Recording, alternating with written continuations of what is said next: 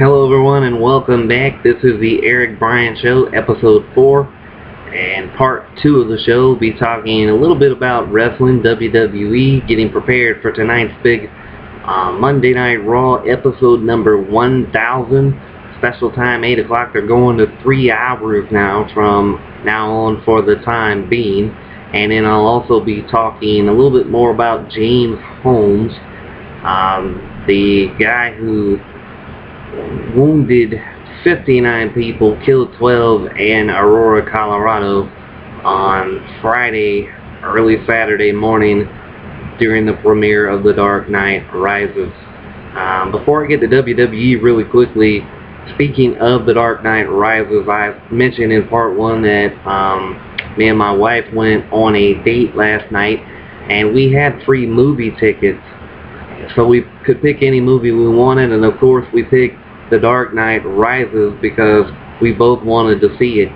And not going to give anything away. I don't want to spoil the movie for those who haven't seen it, but I will say this. If you are thinking about going to see The Dark Knight Rises and you haven't seen it yet, you should definitely go see it because, in my opinion, it was the best out of the trilogy of the Christopher Nolan Batman movies. I'm sure people's opinion will differ, but my opinion is that that was the best of the 3. I loved it.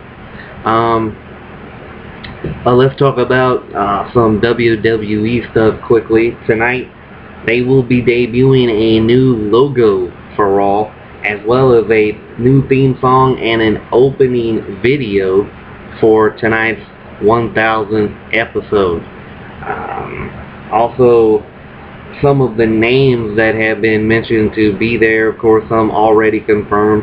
The Undertaker, Shawn Michaels, JBL, Psycho Sid, Rowdy Roddy Piper, The Rock, Mick Foley, Bret the Hitman Hart, Brock Lesnar, Paul Heyman, Jim Ross, Mean Gene Okerlund, Mae Young, Steve Blackman, Alicia Webb, X-Pac, Diamond Dallas Page, Sergeant Slaughter, Hacksaw Jim Duggan, Vader, Road Warrior Animal, the Doctor of Style Slick, can't wait to see him. The New Age Outlaws are mentioned to be there, Bob Backlund, and Kelly Kelly.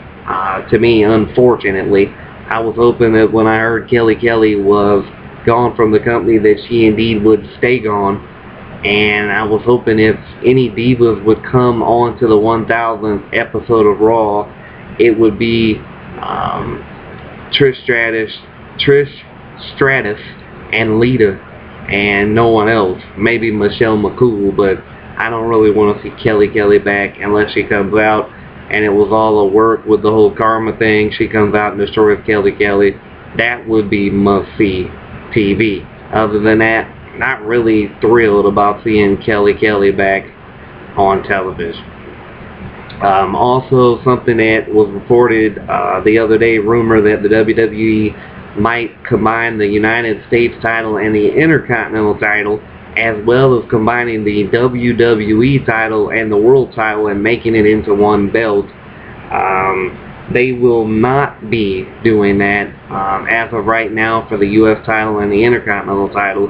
And when asked about the WWE title combined with the World title, they said that will not happen anytime soon, if it would happen at all at any time. So they are more than happy with continuing to keep the 2 title belts, the WWE title and the World title. And I think, personally, I kind of like keeping both of them. I think it gives 2 guys an opportunity to hold the big belt, if you will, and not just one man.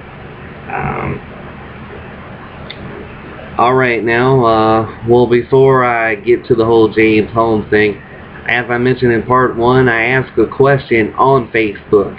Was the punishment handed down to the Penn State football program fair, or was it too much? Timothy Ty Street Schuster, one of my Facebook followers, commented by saying the punishment could almost be considered not heavy enough if you look at it this way. Imagine being an 8-year-old boy and you were sexually molested by a 50-year-old man. If fighting that isn't hard enough, this man is empowered and protected by his superiors. And oh, his superiors just happen to be a multi-million-dollar institution. The people who could have helped you chose to sacrifice you so their football program could continue to make millions of dollars. And thank you, Timothy, for your response. And I do agree with you coming at it from that point. That is a good point, and I agree with that. Maybe the fines, weren't heavy enough, but my question would be to Timothy and people who agree with him on that statement, what more could they have done, or is there anything at all they could have done more to make it justifiable? I mean, it's one thing if you say, it might not be heavy enough, but what more could have been done for that punishment to have fit the crime, so to speak? Or like I said, would there have been anything they could have done to, compensate for the, just the pain emotionally and mentally that these people have suffered thanks to Jerry Sandusky? And continuing on to the topic of people who have done really awful, unthinkable, and stupid things, James Holmes, he went to court today for his first court trial and said to have still had the red and now half red, half orange hair. And this kid, 24 years old, but this idiot, actually was falling asleep during his court hearing today.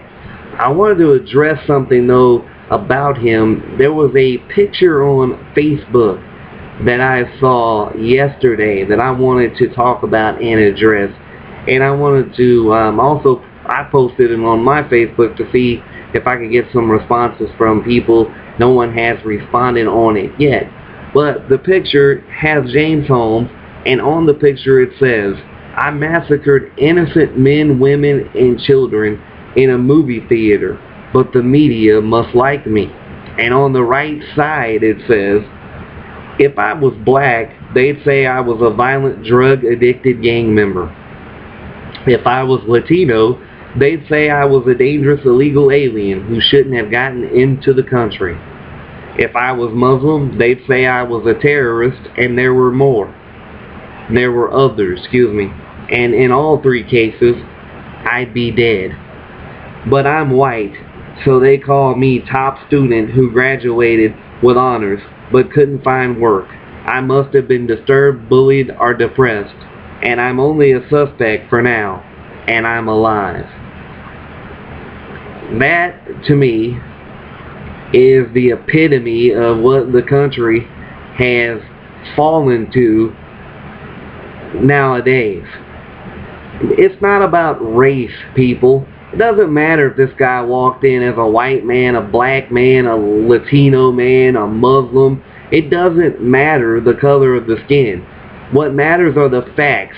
71 people shot, wounded, 12 of them dead. 12 of them couldn't go back home and continue on with their lives. 59 people couldn't go back home at the time because they had to go back to the hospital, or they had to go to the hospital because they were wounded by this nutcase who, yes, happened to be white, but what does that have to do with anything? I did say on the show a couple of days it was just another thing because white people do stupid things. And yes, I stick by that. White people do stupid things. But I'm not putting a racial profile on this incident. I'm stating a mere fact. Black people also at times do stupid things. Every race does something stupid. There's no race out there that's perfect. There never will be. So why is even posting something like this, talking about something like this from that angle, or thinking of it in that angle, why does that, or how does that have anything to do with the crime that was committed? My answer, not a damn thing. The guy happened to be a psychopathic nutcase that is white, but that doesn't matter. And it's saying if I were black, Latino, or Muslim, I'd be dead. Even if they put you away on death row, they're not going to kill you in 2 days. That's a idiotic statement right there.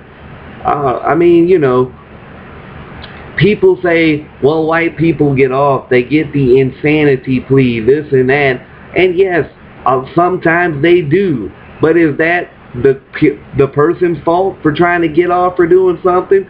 Or what about the lawyers who defend these people, who have read and saw what these people have done? I mean, look at James Holmes' lawyer.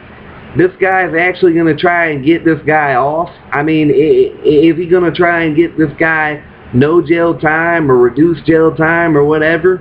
I mean, I know a lawyer's a big professional job. It pays a lot of money, but at what price, at what cost are you, you know, at being a lawyer if you're sitting here defending scumbags that you know are guilty, that you're trying to get off innocent just to boost your record in the courtroom? And I'm not trying to bash lawyers and say it's the worst job ever or whatever, but it's really an ethical, or it's really a job that you don't really have to have a lot of morals to do as far as being ethical, thinking about people, the situations that they've been put in, trying to help people who have been victimized by things like that. I mean, you know, a lot of was said about Johnny Cochran and Robert Kardashian when they defended OJ, and everybody said, well, there's all that evidence there. We know he did it, and he was found not guilty. What about the lawyers who helped Casey Anthony get off? I mean, it's just, I don't know, it's just a lot to be said about lawyers and the clients they have and still trying to plead the cases like they're innocent people. But please, people, this was an awful, heinous act. It was a stupid act to try and get exposure, to try and become one of the top killers in the world, or whatever this guy was trying to do. But let's not put race into it, because at the end of the day, no matter what color the man was, the bottom line is 71 people were hurt, 12 people were killed, 59 were wounded, and the 59 people that were wounded lived, but the emotional scars that they will have on them for a long time, maybe even a lifetime, is more important than what color this guy was who went in to the movie theater. Well, that's about all I have here for episode 4, but like I said, going to be trying to come to you with episode 5 after the 1000th episode of Monday Night Raw tonight, 3 hours.